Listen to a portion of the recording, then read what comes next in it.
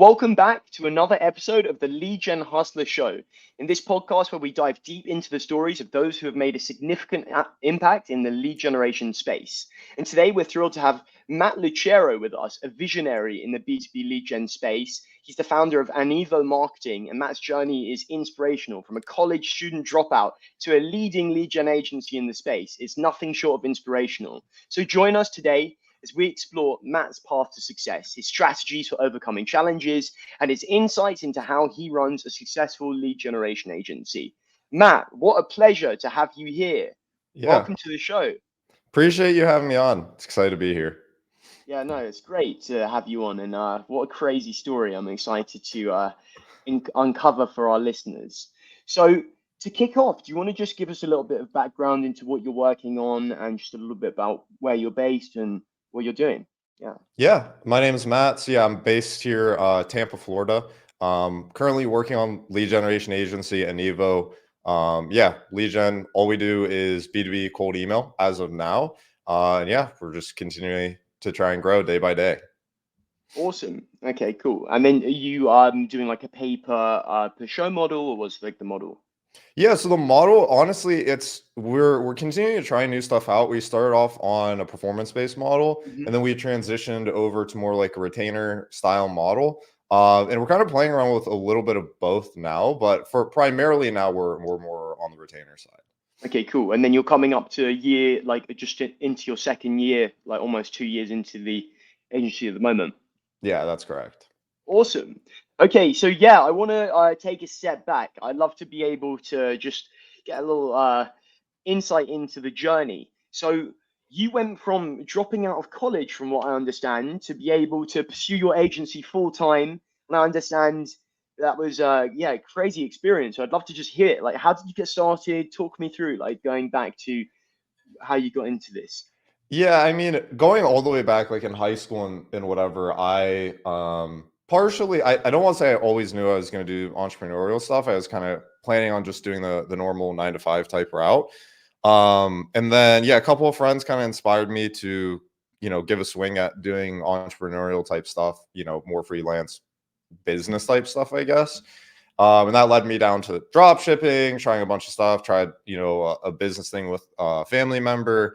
But after a while, I got pushed into the agency space and then, saw the Iman Ghazi, all the agency guys, and then, went a couple rabbit hole layers deep, and that took me to cold email. And from there, signed my old boss, started working with them. That was like a great start. And then from there, joined a couple other coaching programs, which we can get into, which kind of led to me getting the rocket fuel and really scaling things up. So, it was a little bit of a rocky, just like, I spent like a year trying to sell supplements online, which, it was like a total failure doing that. And then transition over to agency, found some couple of people that helped me out a lot. And then, yeah, it really started to take off probably about a year ago, and like where I started to get more than one person that I'm working with at a time. And then, yeah, it's just been scaling pretty quickly from there.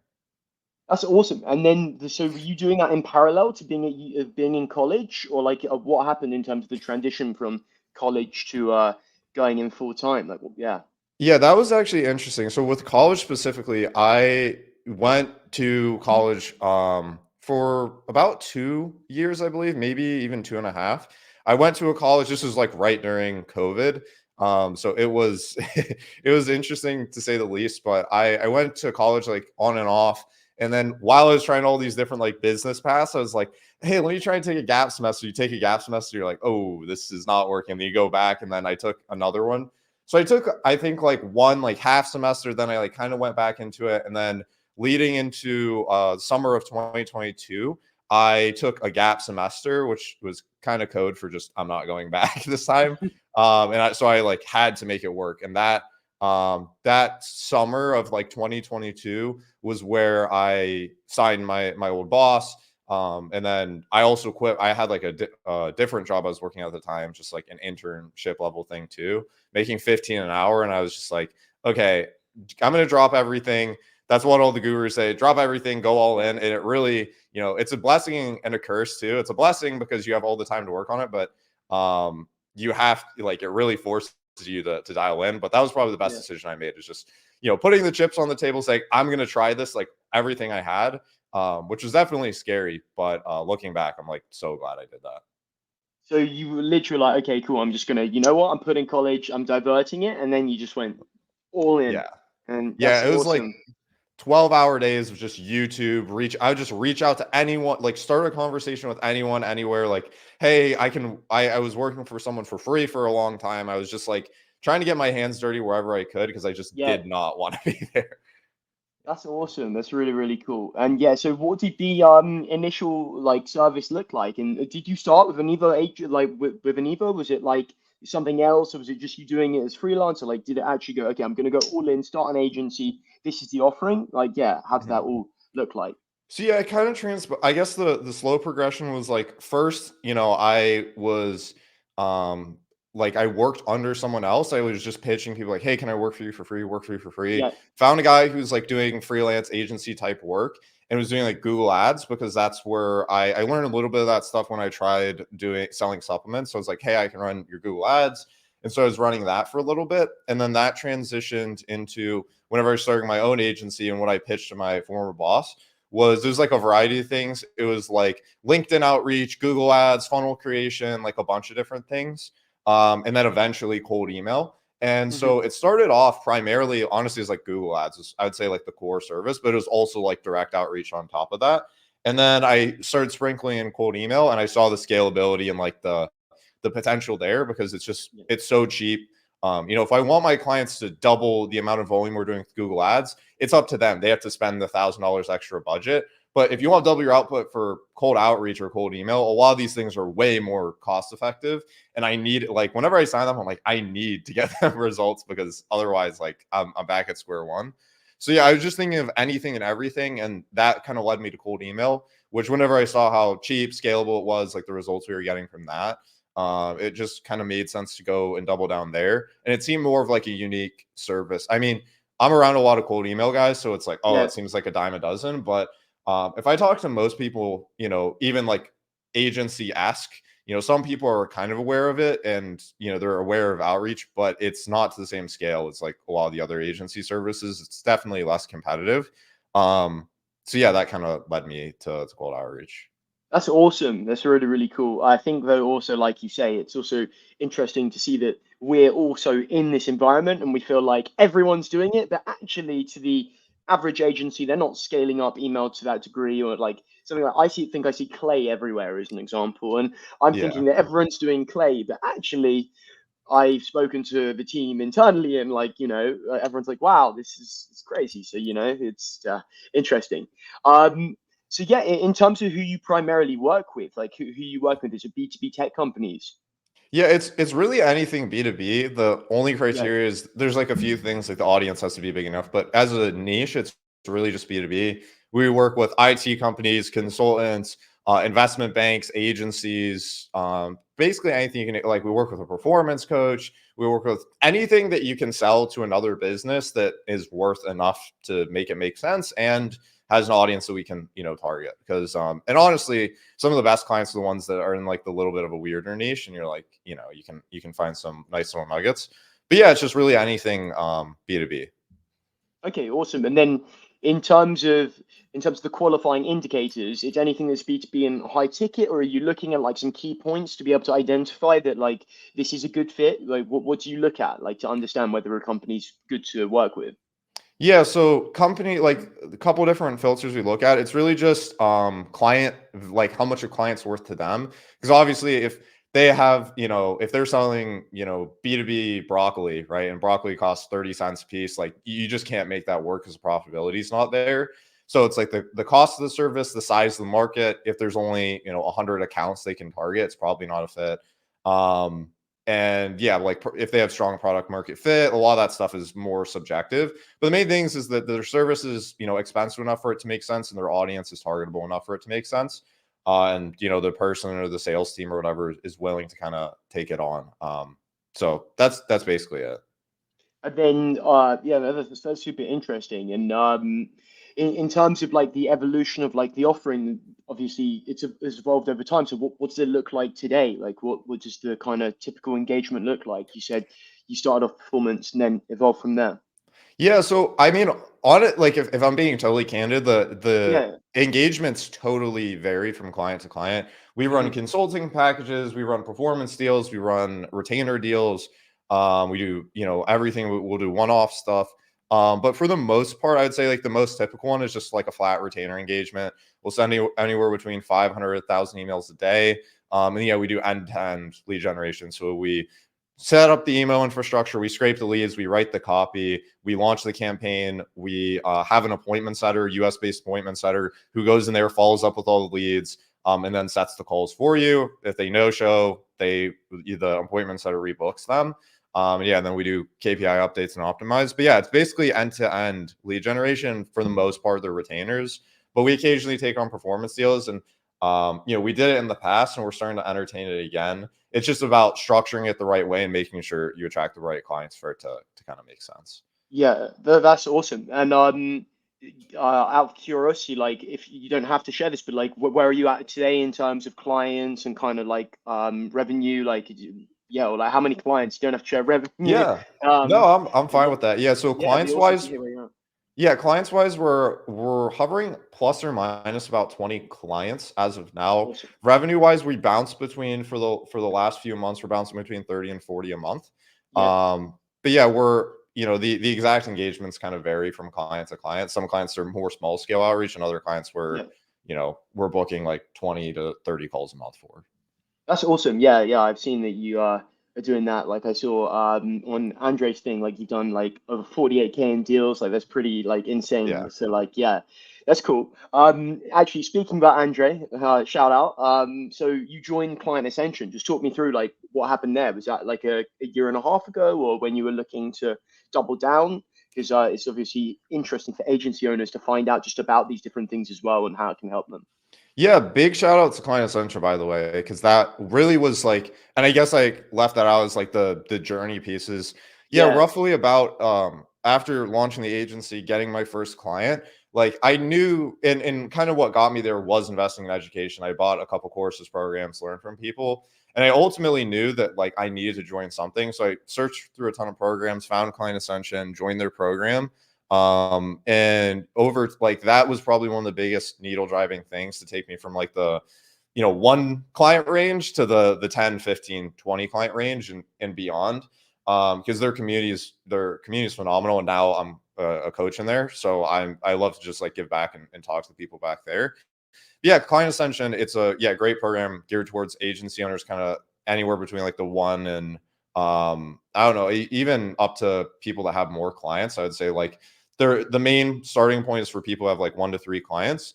And that was like the rocket fuel that kind of took me like, okay, here's how you set up onboarding flows. Here's how you reach out to people, at scale. Like, believe it or not, I wasn't doing any outreach for myself whenever I was doing it for a client. I'm like, wait, I should probably be doing it for myself. And then hiring team members, basically all the agency level foundations that allowed me to scale was in big part because of them.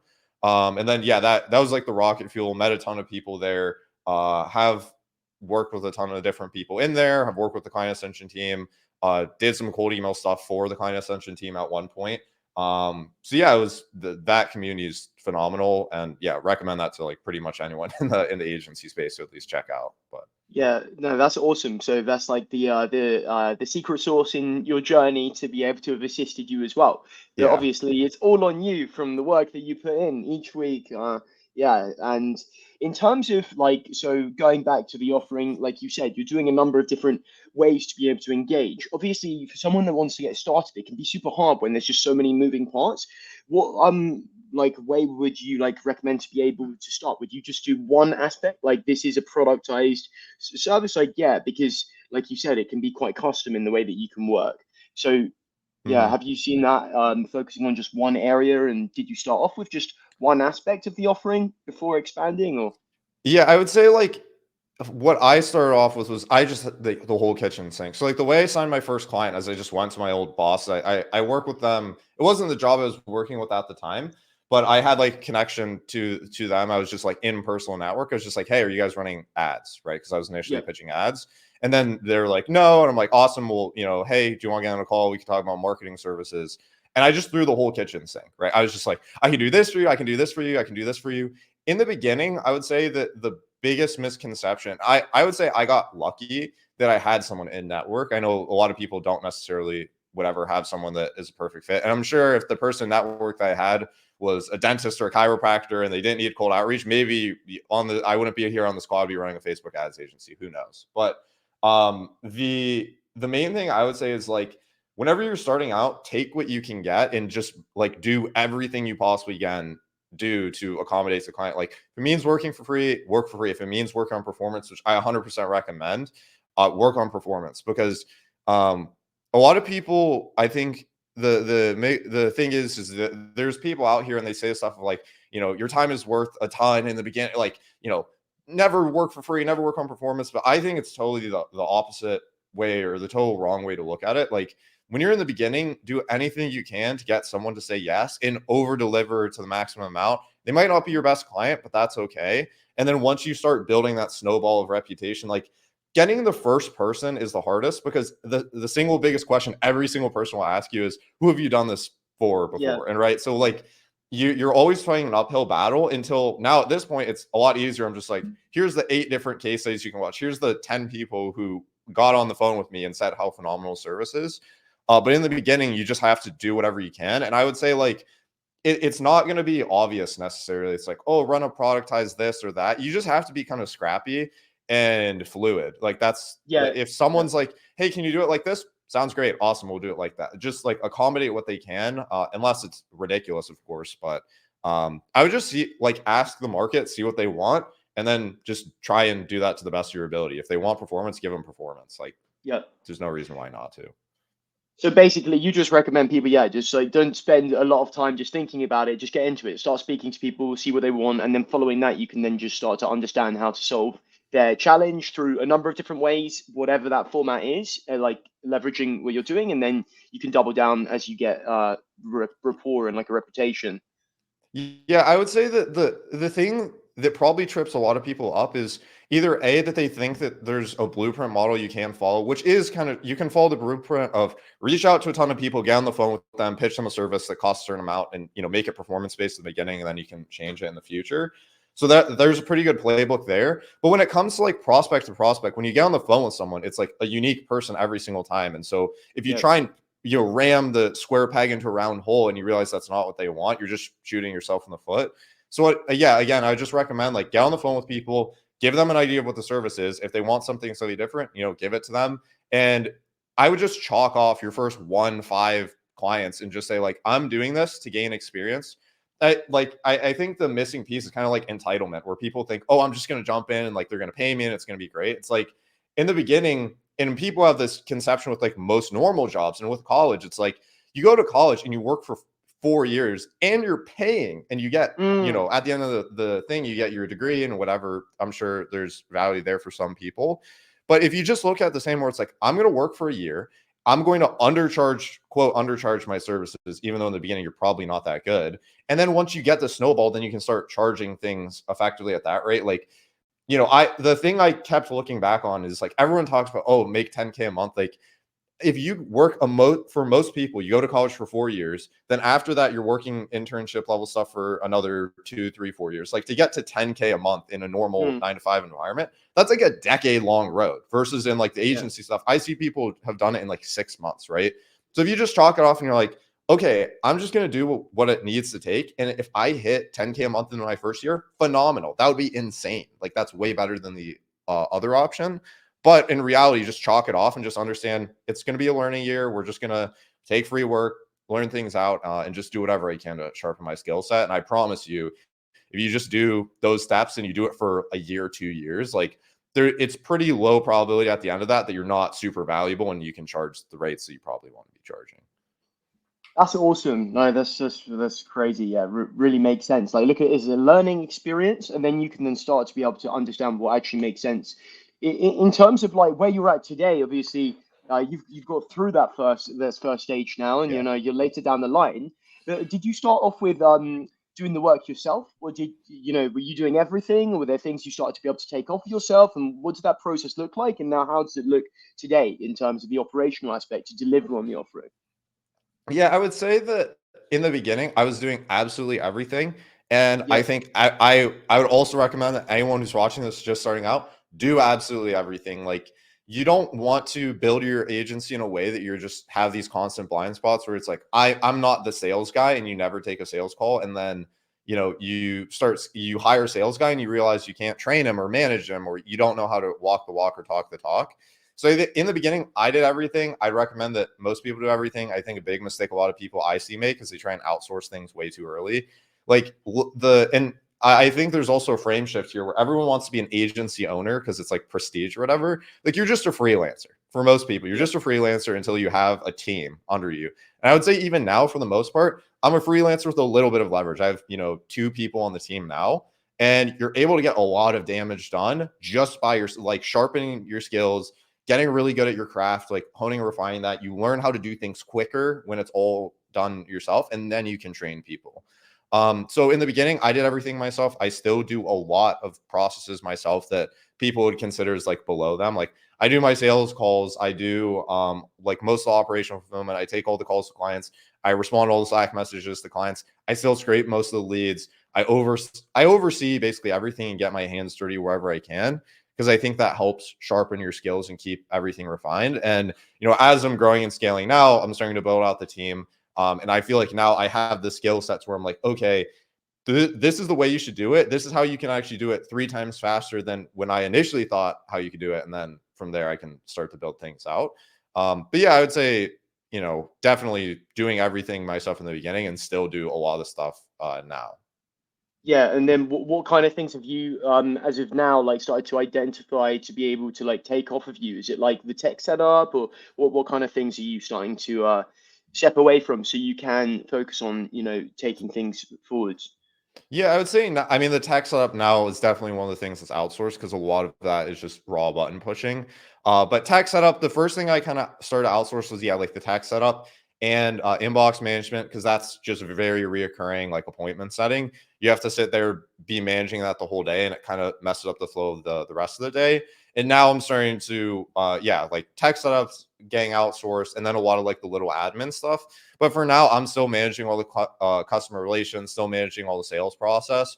But moving forward, I'm probably going to slowly, start to operationalize things more Yeah. and remove myself, because you just have to do that to scale. But I think most people would be surprised how far you can get with just like a singular employee. Like I know people who, they're doing less so an agency model and more so like a fractional growth model that make tons of money, like more, like a lot more, even like six, 5 figures a month, probably up into even 6 figures a month, just as a solo person. So like the Mm. thought that you need to like outsource and get rid of stuff right away, it depends on the agency you're running and depends on how you want to scale, but you can definitely get, to a very comfortable point just doing everything yourself. Yeah, no, that's super interesting. I know, like me personally, when I had an agency, like the biggest challenge for me was to be able to, when I was doing everything though, I would sign new clients. It'd be a great month. We had like at one point like 4 or 5 clients joining. They were bringing on some of their clients because they're white labeling through us. And the thing was, at that point, we had to then just start to onboard so many individuals, like 6 individuals in one go. And then we took our foot off the gas when it came to the sales for ourselves. And then the next thing you know, some of them don't stay. And then you're starting to lose the momentum on your growth. So, Yeah. how do you combat that in terms of like making sure that you're continuously doing outreach, doing the sales, and then still being able to serve and yeah, find that balance? How do you go about doing that? Yeah, that's tough. And every agency owner has made, I would say, the mistake of just like turning off outreach or doing that. But as an agency owner, especially when you're bootstrapped and you don't have, tons of resources just throw everywhere, your growth is going to be very much like a plateau where you go up, you sign a bunch of clients, and it is very painful to take sales calls when you're like, dude, I know I need to like onboard these 6 people, build out the strategy for these 6 people. And it is a lot of work. The main answer to that, I think, is just like you have to just put in the out, or like if you can pause the sales and growth initiatives, but then it takes time to restart that back up. So your options are either, work twice as hard for twice as long, you could dial it down slightly, or you can pause it and then it'll take you a while to regrow momentum. But for now, I just try and keep it on as long as possible, or even like you can just dial it down slightly because that, hey, it's probably not a good idea that I take 6 sales calls whenever I have to onboard 6 clients too, because you're not even going to be able to show up to the sales calls effectively, whatever. But yeah, it's just like, I guess the pains and growth of an agency doing it, starting from zero, is you just have to kind of go in overdrive mode and put on all the different hats. I wouldn't say there's much of a hack other than just like you need to continually show up every single day. Yes, some days are going to be more painful than others, but that's what growth feels like. Whenever you're like, oh, I just took 6 sales calls, now I have to go back to all the onboarding calls, and like it feels like I'm delayed on everything. Like that's what growth feels like. And whenever Yeah. your foot is off the gas and things are a little bit comfortable, that's when you start to round the corner and see your revenue. You're like, oh, this is, that's the Yeah. problem. So And in terms of your own outreach, do you are you just doing cold email, or is it a few different things like that you're leveraging in parallel? yeah, I would say in the beginning, it was all cold email, and I still run cold email, and it still is the biggest lead source today where most of our clients are sourced from. So exactly what we do for our clients to get clients Yeah. is exactly what we do. But now as it's expanded, it's a lot more into the content. So I post on Twitter, post on LinkedIn, post on YouTube. I have a newsletter as well. And then I started running ads to the newsletter to kind of funnel more people into the ecosystem. And as things scale, it's probably going to evolve more into ads and stuff. But the two biggest channels are outbound email, and then inbound YouTube, Twitter, LinkedIn. And now I'm starting to emphasize more on YouTube because YouTube's platform is just so phenomenal. But yeah, YouTube and probably cold email, I would say, are the biggest lead sources. And then okay, cool. So YouTube cold email acquisition, and then how do they enter into a funnel? Do they go through into, do you say, a newsletter, or is there like what's the process to move people through? Just because that's super interesting for people to understand, like how to design just a simple funnel to get those individuals through as a result of your like outbound in parallel those kind of content efforts as well. Yeah, I would say it's not a like a very direct like one way down type funnel. I would say it's a spider web funnel. So we Yeah, have, we have I would say the outbound funnel is pretty streamlined where it's like you reach out to them, if they respond positively, you set them in for appointment, they get on Calendly, and then I get them into a sales call.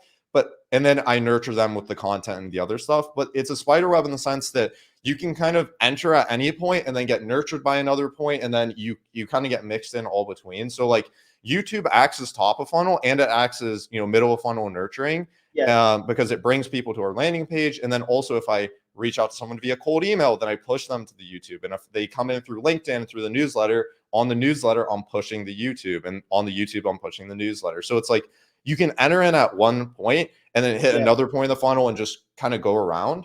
So yeah, it is like a little like newsletter, I would say, is more middle-ish of funnel. It is kind of top of funnel too, because I'm running ads to it. YouTube yeah. is top and middle of funnel because running, people can come in, book a call there, and then get nurtured by it. And like it's just a little bit of everything everywhere. And I think that's been effective because I've had people who come in from cold email and then watch YouTube videos get nurtured, or people who come in from YouTube, get on the newsletter, and then get nurtured for months before they book a call, or they book a call and then they go back to the newsletter and then wait 3 more months and then come back and sign on as a client. So it's kind of a spider web. I'm just doing everything I can everywhere and Yeah. tying it back to each other, and then, build that spider web of. But then you still have a level of structure as well, where you're like, okay, we're doing a newsletter, we're going to engage people over Mhm. X period of time, each week or whatever. So that there is a system to the spider web of Yeah. everything. That's awesome. Yeah, there's definitely a lot of like the newsletter. Yeah, there's the ads to newsletter that has the welcome flow, and the welcome flow pushes them to a series of YouTube videos, which then pushes them to calls. On cold email, pretty direct. On YouTube, it's like YouTube to landing page if they want to direct book a call, or YouTube to newsletter if they want to, get some free content, more stuff. So there's a lot of like microsystems in between. Mm. Same with LinkedIn, same with Twitter. There's a lot of like nuances to each platform. But for the most part, it's just, yeah, posting on all the channels, pushing them to a different asset, and then that leads them to a call in some sense for, a lot of different ways. Nice. All right. Well, I think that's like super helpful because we've like spoken a little bit about your journey, given some people insight into how to be able to go into the service offerings, and then following that, like how to be able to actually attract individuals. What I want to talk about now is diving into kind of like client fulfillment, the delivery process, what that looks like, and then we can move into talking about campaigns and just understand the approach that you take. So yeah, so what does it look like from someone signing with you to go through and like the stages? I guess what is the customer journey process when someone comes in and they become a client of yours? Yeah, so customer journey, client comes in, signs the papers, we get started, we get them set up. We use Slack for communication. We get them set up in Slack, we get them onboard on onboarding form, we take an onboarding call, we put together the strategy, send it over to the client, they approve it, and then we get started. So it's pretty seamless. Like we try and make it so the client feels as number one updated as possible, like reoccurring, hey, we just got this thing done, hey, we just got this thing done, hey, we just got this thing done. And then also make it as least time intensive on them as possible. Anywhere where we can try and, hey, let's build out a draft. Like we could come to them with a blank slate, but we build out a draft and then have them nitpick it a little bit, because then, even if we have to scrap the whole thing, it just makes it easier for them. So we try and just the whole thesis of the customer journey is just make it as least time intensive on them as possible. Try and feed them as much information as possible so that they can, tweak it instead of having to build everything from the ground up. And then, yeah, we get started. Like most of the process takes 2 to 3 weeks. And then, yeah, we launch campaigns, weekly, checkups with them there, try and act as most of like a concierge as possible, just responding as quickly as can, and serving them in basically as best of a way we possibly can. And then are they in like Slack to communicate with you, or like what's that Mhm. communication look like then? Yeah. Yeah, obviously there's some clients that you have some nuances. We just signed a client who wants to communicate via Telegram, and we said, okay, that's fine. Some clients want to prefer email, but I'd say like 95% of our clients are just sitting in Slack. Okay, awesome. And then an interesting one, which is I've spoken to a few people when I've asked them like, at what point do you set everything up? Is there a setup phase which sits outside of the engagement where it's like, hey, we're doing a setup for a couple of weeks, then we get into going live, and that's when your first month kicks off? Yeah, like what's that look like for you? Yeah, we set everything up, like we try and set everything up as soon as possible for each one of our clients. And yeah, we don't really bill for campaign time, at least as of now. So when a client comes in, we set everything up, and then the billing cycle starts whenever we go live. They obviously have to put a deposit, the first month down, Yeah. just because we want to make sure there's commitment. But yeah, we set everything up for them, and that is just kind of baked into the onboarding process. And how long does like a typical like setup process take to be able to like do the tech setup and get like everything to go live? Yeah, for cold email, there's hard caps just with like how you build up your reputation and whatnot. So I'd say about 2 to 3 weeks. But a lot of like the initial assets we can build out within the first like week or even couple days. But we have that 2 to 3 week long time horizon to number one, just because there's hard caps for email, but also just because it gives us, some wiggle room that we can send something out to the client. And if they want to revise it, we still have that wiggle room to try and figure everything out for them. Okay, awesome. And then do you set up the like emails and stuff before you even get into that onboarding call? Or is it following that kickoff, then you then go and do that all? If we have any questions, then we sometimes we might delay it out, but it's part of our onboarding form where we're just like, Nice. hey, like, how do you want these set up? And then we just after they submit that, then we get started right away. I think that's like some key learnings for anyone that's listening in. Like that's the speed to be able to be like, hey, like you're coming into that call, we've already set things up, they're in motion on the point of you submitting a form. Like those are like the standout points which like make you excel, which is like really interesting. And over like a typical month, what does it look like? Are you running a set of campaigns? And yeah, it'd be cool to just understand the process to how you approach that and like the logic behind that. Yeah, we have and also for anyone watching, I'd highly recommend like think these things through. If you're just starting out, I would, obviously it's not going to be super clean in the beginning, but as you start to get more stuff, you can process this, build out and loose chart. Like we have this gargantuan board of just like every single process mapped out. But for clients, it kind of varies. Some clients we run larger scale campaigns and they don't take months to refresh. And other clients, we run a micro campaign and within a week we have to come back to the drawing board and try and figure something out new. So for each client, it varies. I would say our process is like set up campaign, we have triggers in place where it's like, okay, if campaign reaches this level of completion rate, then we reach back out to the client, hey, this campaign needs to either be rebuilt, refreshed. We get that approval from the client, and then we go and build out a new one. Then whenever the client's happy with it, then we launch the next one again. So it varies depending on when the campaign is completed. We don't have any hard and fast rules where it's like every month we check in and every month we start a new one. it just depends. Like if some clients, the campaign's doing perfectly well, there's no reason why we need to build a new one out. Let's just keep Yep. doubling down on that and then let that continue to provide meetings. So yeah, like in the name of flexibility, it just varies from client to client. It's just whenever the campaigns are completed, or if the campaign's not performing, we need to iterate, then we create something new there.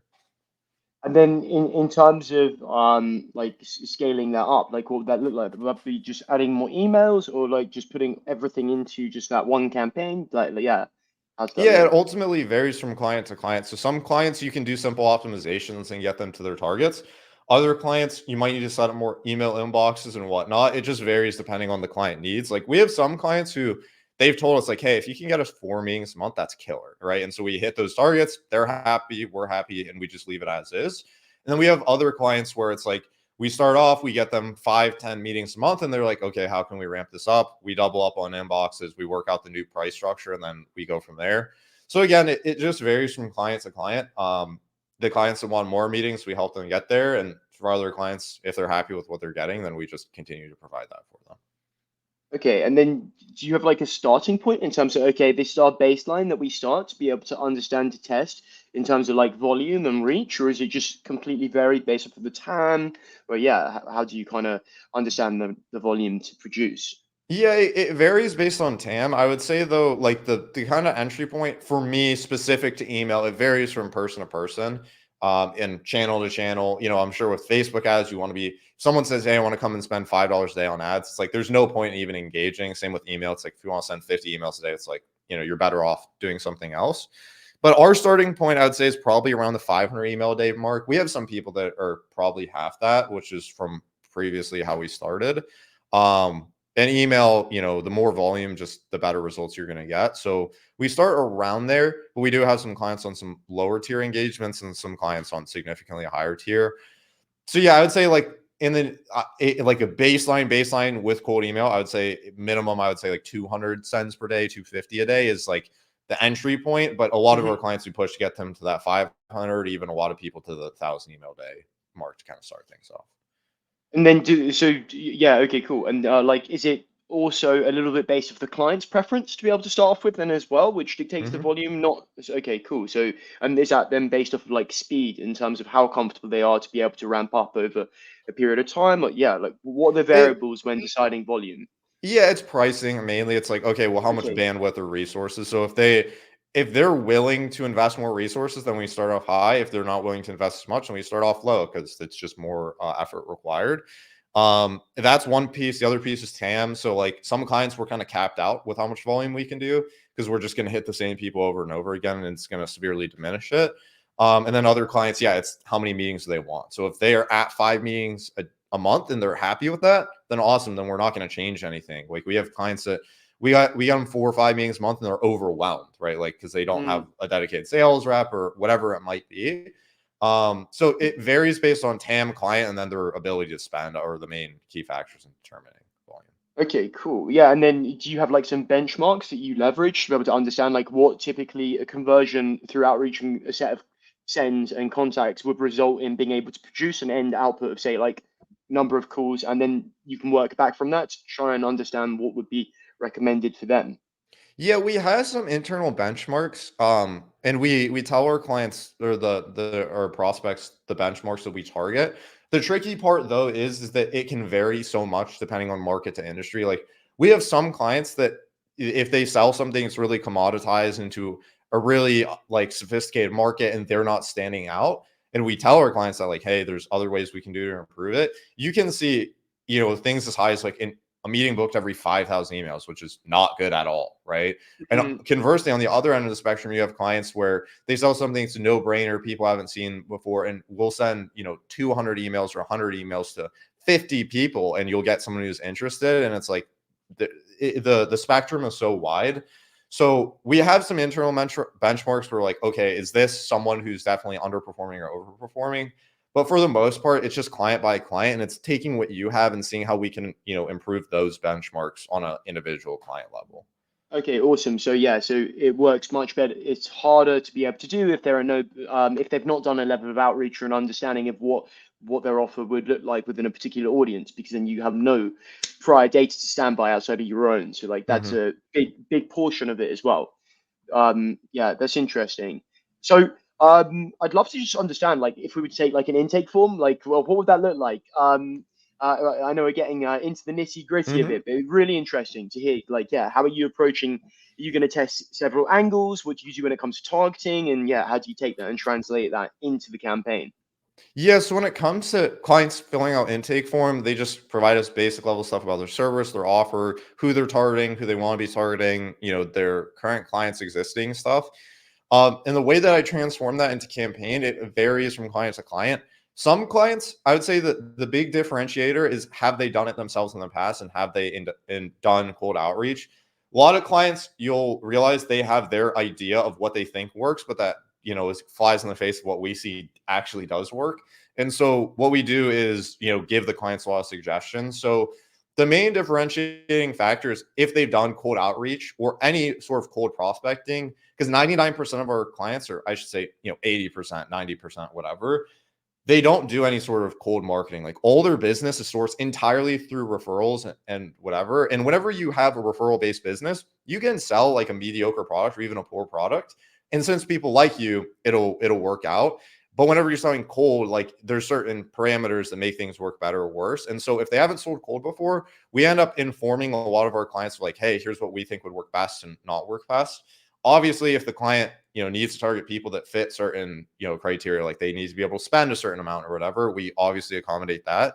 But in terms of actual strategy, we've just iterated and split tested and tried so many things that it varies from client to client. But as we just amass a certain, you work with 10 clients, you try a bunch of different things, you see what works and doesn't work, and then you can start to replicate those at scale for the new people and say, hey, we've tried a campaign like what you're suggesting, so I actually recommend we do this instead. And that helps a lot of clients like see results right away. And what are some of those strategies that you do use? Are they lead magnets? Are they different like video, like asking for video? Yeah. What kind of things do you test and look at as successful or you see that works? Yeah. Yeah, I mean it's very nuanced stuff. Is in like, okay, if you're selling a service that's maybe design or imagery based, like the way that you'd go about it is talk about your portfolio instead of talk. Everyone pushes like, hey, let's talk about revenue metrics and all that. It's like, no, if they're selling a photography based solution, then you want to give them the product, you want to give them the portfolio. That's the buyer journey. So a lot of the playbooks, it sometimes it is totally unique from client to client. The exact playbooks vary. So it's like, hey, for this industry, we might target based on tech. This industry, we might find a competitor. I would have to like, Mm, it really just depend on the exact client. But I would say some of the main playbooks and stuff that we use is targeting based on certain industries. Like, hey, if they're an advertising agency, we might realize that targeting like law companies or law firms is a lot harder of a niche to target than, let's say, for example, local businesses. So whenever a client comes and says, hey, we want to target law firms, I'm like, is there any reason why you need to do that? Let's, try this instead. So, and a lot of that stuff is just learned by trial and error. It's like you run a yeah. campaign, you're like, why didn't this work? And you start to pick up those nuances. But yeah, it really just depends on client to client because there's nuances for each individual service offering. Yeah. Oh, I think it's interesting that it's also like what you're saying is you're actually not just taking what the client says as like hearsay and you're going, hang on a Hmm. second, let's have a look at how to be able to propose this in another way to what you've said and how this is highlighted. Or you're telling us to target this vertical, but actually this vertical isn't perhaps going to resonate. So you're not just allowing what someone says as the final piece, and you're actually providing your agency strategy and your mindset on everything that's done before to be able to enable you to give them the best direction and then launch what you feel is best in parallel. Or do you often do you ever have to deal with that with the client where you have like the client which is like, no, we want to do this, but you're like, hang on a second, this may be a better approach, and like, yeah, Hmm. do you experience that?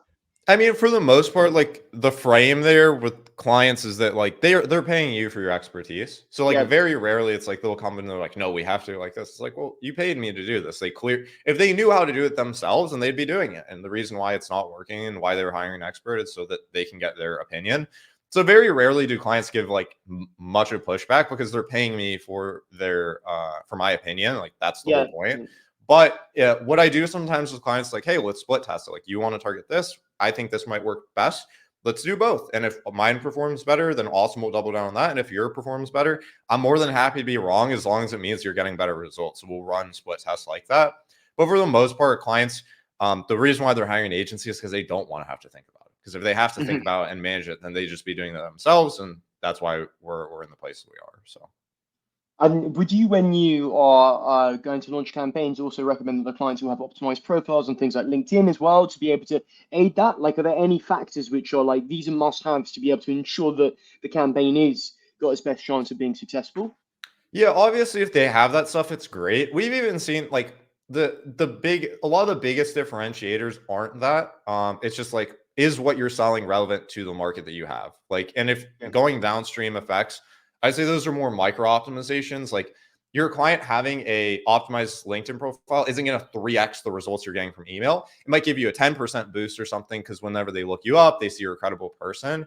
But for the most part, and we recommend all those things for the clients, but the biggest thing that we harp on is the stuff that's really insider control, which is like, okay, how can we restructure your offer? What free stuff can we give? Like what you're saying, like lead magnets is a great example of what we try and help our clients improve to like see better campaign success, because we're Yeah. just trying to make sure that we get an intro to the client, not sell the service. We're trying to sell the call because the Yeah. client's going to sell the service. So whatever we can do to do that is, really what helps Okay. effectiveness. That's cool. That makes sense. And when it comes to like reporting, just to understand, what are you looking at? Are you looking at replies to positive reply? Like what kind of things? Yeah, are those indicators? Yeah, so reporting, it's the biggest ratio that we look at is email sent to meeting book ratio. That's probably the biggest thing we look at is, okay, if we send out 5,000 emails, how many meetings that corresponding to? And if we have KPIs where, if we're seeing 1 to 1,000, that's pretty good because it means if we just send another 1,000 emails, which is X cost, we can get more results. Or if the client's at 1 in 3,000, 1 in 5,000, we're like, hey, let's try and focus more on how we can rework what you're already saying, how we can do that. But if you're getting a really strong input output ratio, like your email sent to meetings booked is really efficient, then the only factor to solve for is how much people can we push through the system at that point. And so that's it, it becomes really easy if we just find a winning angle. But while for most clients, if they don't have that stuff defined already, we have to do a lot of iterating to get to that point where we, Yeah. if they want to double down, then we can push through volume. And will you ever within like a engagement go, hey, like we will get you this percentage to call booked, or do you ever outline a number of calls, or there's none of that? Is it saying, hey, it's a test to be able to get to a point and we see this typical volume? Or yeah, Yeah, I mean, I'm upfront with most of our, like, if a client has an offer that we've already sold and we know will work, then we'll tell them that. But I tell most of my clients, I'd rather be on the air of the side of caution where we overperform and under expect, where we say, hey, this is the worst case scenario. Like we really shouldn't be doing this, and like really give them the low expectations to give them the ability to supersede them, because you ultimately don't know. Like you can guess and you can say, hey, here's our averages. Here's what we've seen from similar clients. But I always like to just tell people prior to working together, like, we're going to send you this many emails. We're going to iterate and optimize. And this is the expected result based on our averages. But your yeah. actual industry varies a ton to ton, because if we had a crystal ball and we could tell you, then we would tell you. But that's not always how it works out. That's good. And then like going back to the offer, it's all about their offer. It's all about whether it actually resonates at the end of the day. You can do everything to be Mhm. able to try and test, but like, yeah, so like I think that's really important to be able to, consider that yeah, and like you say, I'm sure that's within like the qualification process as Mhm. well to understand that offer. Yeah, that's super interesting. Just in terms of tech stack, just wanted to just understand what are you using? Well, yeah, what do you work with when it comes to data, when it comes to like copywriting, and then I guess actually running campaigns? Yeah, tech stack is constantly evolving. Just depending on like what we have. The main core pieces are like Smart Lead for sending. Apollo is one of our biggest data sources, but we use Crunchbase, Listkit. We're looking to include Ocean into that as well. Clay occasionally, but for the most part, it's like Smart Lead is the bedrock. A bunch of different tools for data sending. Inboxes. We use Google Outlook inboxes. Um, yeah, I'd say that's pretty much most of it. Like there's a lot of little nitty gritty tech stuff, but it's really like Smart Lead is probably the bedrock foundation of a lot of it. Okay, cool. And then, yeah, looking at things like the evolution of the space, like what do you see in terms of evolving from like what you're doing now? Like you said, you're introduced to things like Ocean. Like, is it just data? Is that what you see the direction this is heading? Like yeah, basically, how do you see this evolving in terms of an offering, and as you start to scale this out over the next kind of year, and how it's changing as a service as a result? I think that a lot of it is, if you like, the tech is going to change depending on how the market, like, I'm sure AI will take more of a impact in the emails. So there's probably some crazier stuff like Clay is what I see a lot of the future of outbound looking towards. But that's me, like, I'm not even certain of that because I've run Clay campaigns and I'm not a Clay super user expert. And I've seen similar results to non-Clay campaigns, but I've also seen Clay campaigns absolutely crush it.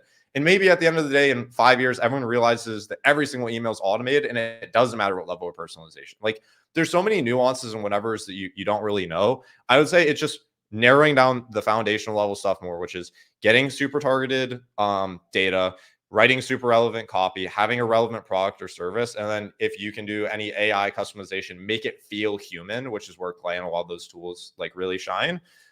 That's really like the where things are going to go. So it's just taking what we already have and just making it better and better and better. But the Yeah, core of it really just is having a good product or service, yeah, honestly.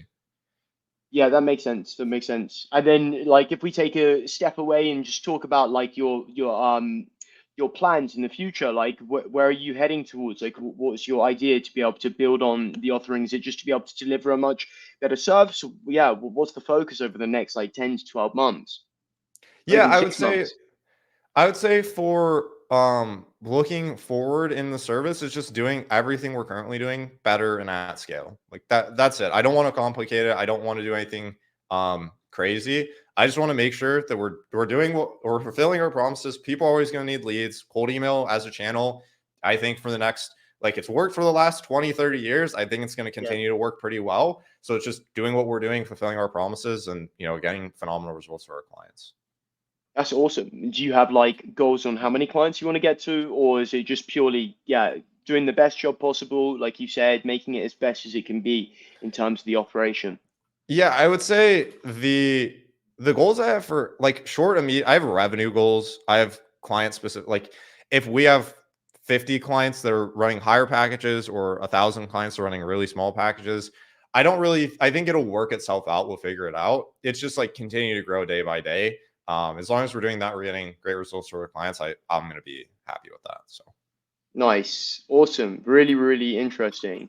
Are you like on your side thinking about then also introducing new team members as well, or is it just purely, yeah, client focused, just in terms of the goals?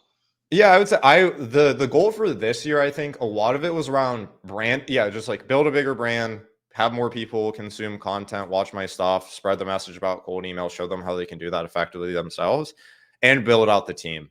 Remove myself a little bit from fulfillment operations and build out some killers that can do what I do and do it better, right? And focus on their narrow craft instead of me being a super generalist. As much as I'd like to think that I'm the best at everything, I'm sure there's people that can do the all the things that I do better. And so just finding those people, training those people, looping them in, keeping them incentivized, I think that's definitely a goal going into this year.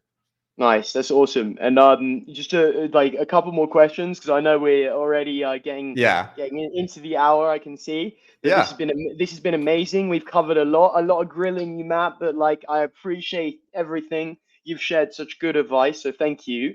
Um, just wanted to ask just two things.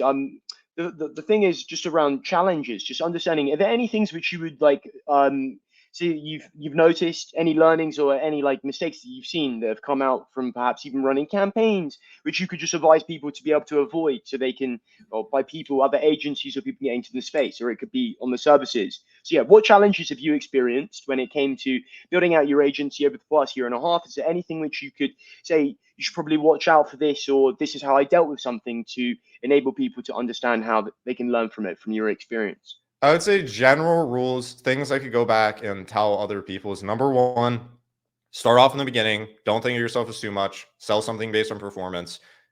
Get the yeses. Second thing, focus on delivering phenomenal client results, because if that works out, everything else will work itself out. I promise you. Like, if your clients are happy and they're paying you a profitable thing, like, everything else will work itself out. And then I would say, like, you just don't think you're smarter than you are. That's probably the biggest thing. Like, understand your faults, understand your pitfalls, take your time, do right by people. It's a lot better to move slower and do right by your clients, make sure they're happy, than to have a giant reputation that like haunts you down for the rest of your days. So just do right by your clients and have a service that gets people results and make sure you're making them as happy as possible. And most everything else will work itself out. So Awesome. There's some really, really good insights. So I actually lied. We have two more questions. The final, the second last one is just to be able to ask a question from one of our last guests, which was Ariel Levine, who has actually an SDR agency. So he's asked a question, and then you can ask our next guest a question. So if you'd start again with nothing but your knowledge, what would that look like? So you have to start your agency again. You have your computer, you have an internet connection, your phone, and let's say $1,000, but you have no thought leadership, no personal brand, and no clients. What are you going to do?